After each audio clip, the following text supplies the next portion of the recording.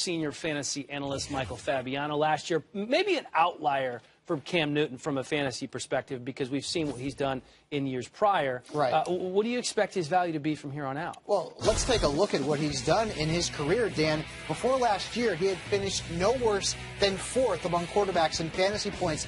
Last year, 17th. But keep in mind, he was coming off of ankle surgery.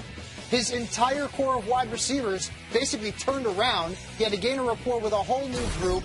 And, oh, by the way, he injured his rib during the season. Now, what I like about the end of this season was he started to run the football a little bit more. In his last 3 games, this is a guy who scored 77.3 fantasy points, scored 3 touchdowns as a runner. Like that, Dan. And that's where the fantasy points come from. That's where the value comes from with Cam.